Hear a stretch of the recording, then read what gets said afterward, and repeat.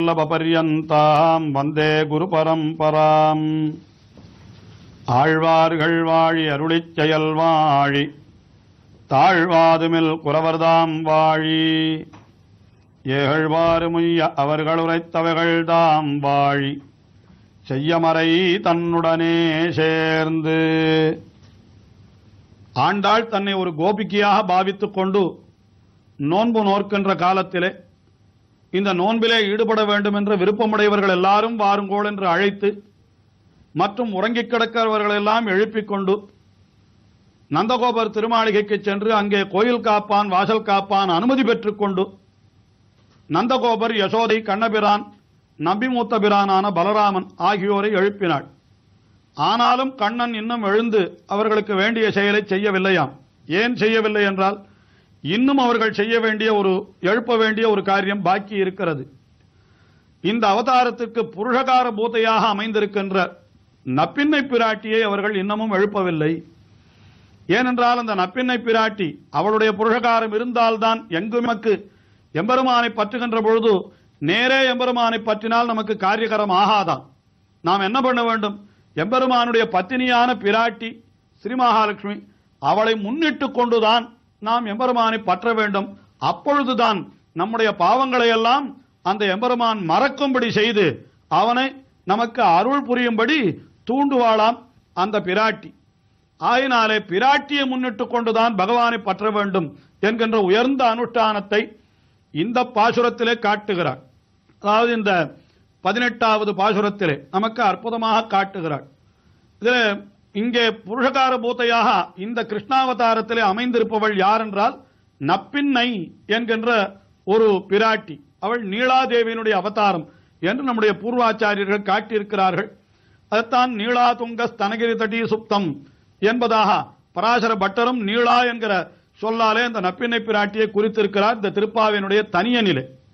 அப்படிப்பட்ட நீலாதேவியினுடைய அவதாரமான அந்த நப்பின்னை பிராட்டியை அவளுக்கே உரிய விசேஷணங்களை இட்டு அவளை எழுப்புகிறாள்.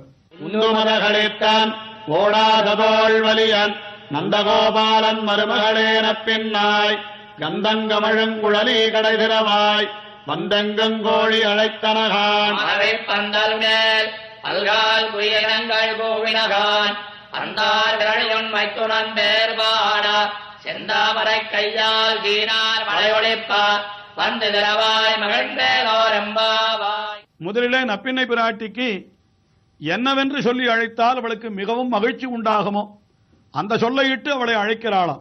என்னவென்று சொன்னால் அவளுக்கு மகிழ்ச்சி உண்டாகும்.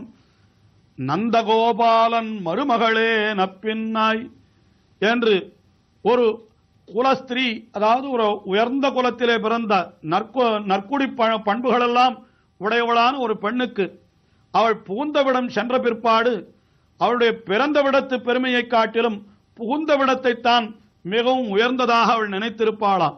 அதே போல நப்பின்னை என்கிறவள் கண்ணபிரானுடைய மாமா கும்பர் என்பவர் அவருடைய பெண் பிள்ளை.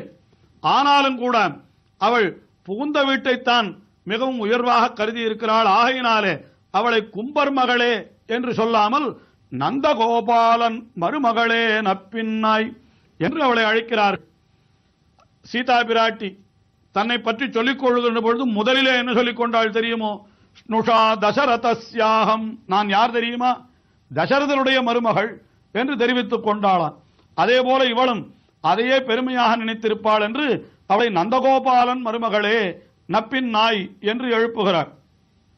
அங்கே அந்த நந்தகோபாலனுக்கு ஒரு பெருமை சொல்லுகிறாள் ஆண்டாள். எப்படிப்பட்ட பெருமை? உந்து மதகளிற்றன் ஓடாத தோல்வலியன். உந்து மதகளிற்றன் என்றால் மத யானையை தன்னுடைய கையாலே உந்தி தள்ளுமவர் என்று ஒரு பொருள். யானையை கூட கையால் தள்ளி விடுவராம் நந்தகோபர், அவ்வளவு வலிமையாம் அவருக்கு. அது மட்டுமல்ல, ஓடாத தோல்வலியன்.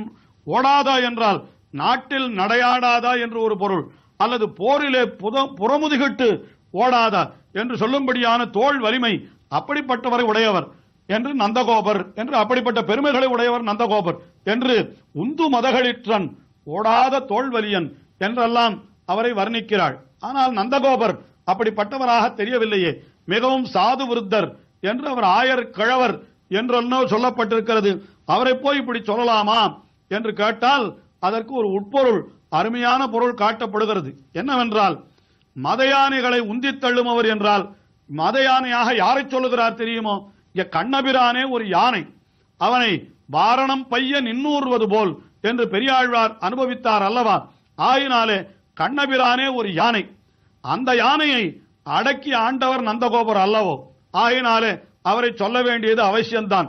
உந்து மதகளிற்றன் என்றால் அப்படி கண்ணபிரான் தரியார்ந்த கருங்களிலே போல நின்று தடங்கண்கள் பனிமல்கும் தன்மையானை என்று உரியிலே வெண்ணையை திருடி அவன் உரலிலே கட்டுண்டு கிடந்த பொழுது யானை கட்டுண்டு கிடந்தார் போல இருந்ததாம்.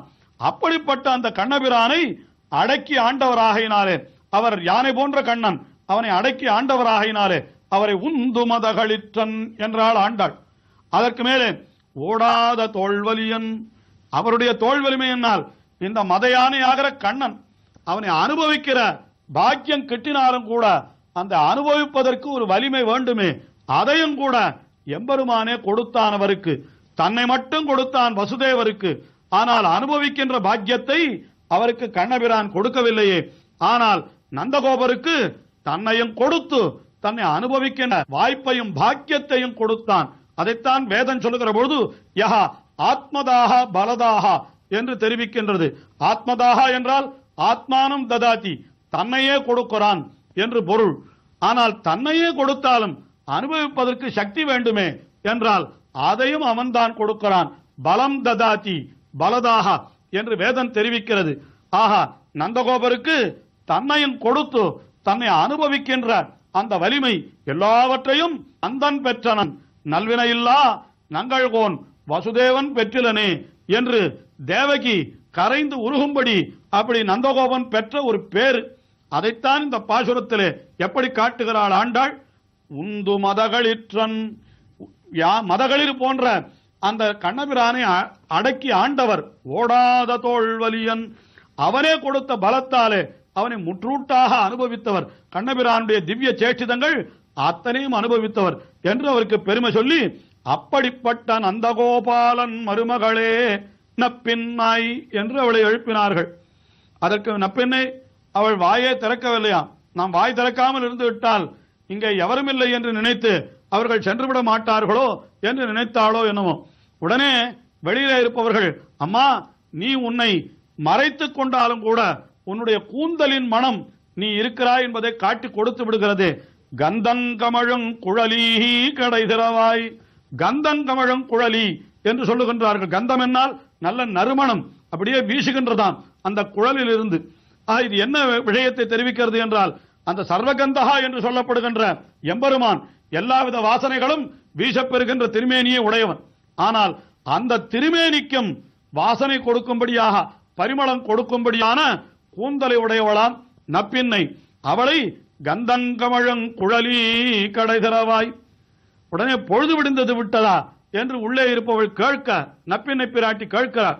உடனே வெளியிலே இருப்பவர்கள் பொழுது விடுந்ததற்கு அடையாளம் சொல்லுகிறார்கள். வந்து எங்கும் கோழி அழைத்தனகான் என்று விடிந்ததற்கு அடையாளமாக கோழி கூவுகின்றது உன்னுடைய காதிலே விழவில்லையா என்று அந்த கோழி கூவுதலை சொன்னார்கள். அதற்கு மேலே மாதவி பந்தல் மேல் பல்கால் குயிலினங்கள் கூவினகான். குயில்கள் என்பவை சற்று தாமதமாகத்தான் எழுந்திருக்கும். அதிலேயும் அது மாதவி பந்தல் என்று சொல்லப்படுகின்ற அந்த குறுக்கத்தி பூவினுடைய ஒரு பந்தலிலே அது சேர்ந்து விட்டால் இன்னும் ஆனந்தமாக உறங்கி கிடக்கும். ஆனால் இப்பொழுது என்ன ஆயிற்று?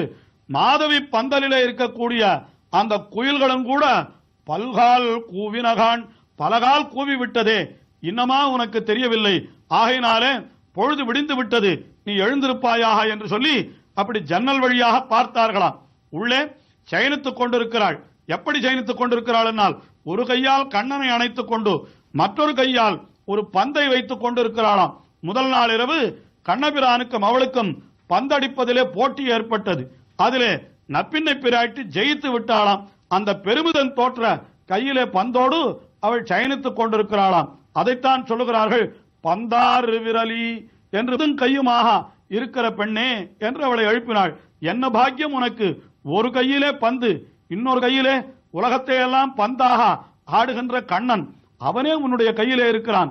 நாரம் ஒரு கையிலே, நாராயணன் ஒரு கையிலே என்று சொல்லும்படியாக அப்படிப்பட்ட பாக்கியசாலியான நீ பந்தாறு விரலி உன் மைத்துனன் பேர்பாடா. மைத்துனன் என்றால் இந்த இடத்துல கணவன் என்ற பொருளை தருகின்றது.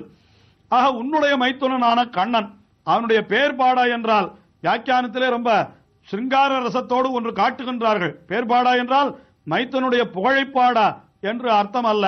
பின் என்ன என்றால் கண்ணபிரான் உன்னிடத்திலே தோற்று போனானே அந்த தோல்விக்கு நாங்கள் ஒரு சகசரநாமம் பாடப்போகிறோம். நன்றாக இருக்கிறது பா உன்னுடைய ஆண் பிள்ளைத்தனம், நன்றாக இருக்கிறது உன்னுடைய வீரம், எங்களுடைய நப்பின்னின் இடத்திலே தோற்றுவிட்டாய் அல்லவா என்று இதையெல்லாம் சொல்லி நாங்கள் பாட வேண்டாமா? ஆகினாலே பந்தார் விரலி உன் மைத்துனன் பேர்பாடா. நீ என்ன செய்ய வேண்டும்? செந்தாமரை கையல் சீரார் வளையொலிப்பா வந்து திறவாய். நீ வந்து கதவை திறக்க வேண்டும். அப்படி திறக்கிற பொழுது எப்படி இருக்க வேண்டும்? உன் செந்தாமரை கை என்று. எம்பெருமானுடைய கை வெறும் தாமரை கையாம். ஆனால் பிராட்டியினுடைய கை எப்படிப்பட்ட கை என்னால் செந்தாமரை கை என்று அதை காட்டிலும் உயர்ந்த கை அல்லவா உன்னுடைய கை. உண்மையாக பகவான் என்ன செய்கிறான்? நீ பயப்படாதே, என்னை சரணமடைவாயானால் நான் உன்னை சர்வ பாபேபியா மோக்ஷயிஷ்யாமி, எல்லா பாவங்களிலிருந்தும் உன்னை விடுவிக்கிறேன் என்று சொல்லுகிற கை எம்பெருமானுடைய கை. அது தாமரை கை. ஆனால் பிராட்டியினுடைய கை எப்படிப்பட்ட கையனா? அப்படி சொல்லுகிறவனே உங்களை கைவிட்டாலும் நான் கைவிட மாட்டேன். ஆக பாபங்களுக்கு படாதே என்றான் பகவான். அந்த பகவானுக்கே படாதே என்கிறவளாம் பிராட்டி. ஆகினாலே அவளுடைய கை தாமரை கை. அப்படிப்பட்ட அந்த செந்தாமரை கையாலே நீ வந்து தரவாய் என்று கதவை திறந்து புரகாரம் செய்து எங்களை கண்ணனிடத்திலே நீ சேர்த்து வைக்க வேண்டும் என்று வேண்டுகின்றார்கள். இந்த பாசுரத்திலே அனுபவம் மேலும் தொடர்கிறது. அடுத்த நிகழ்ச்சியிலே பார்ப்போம்.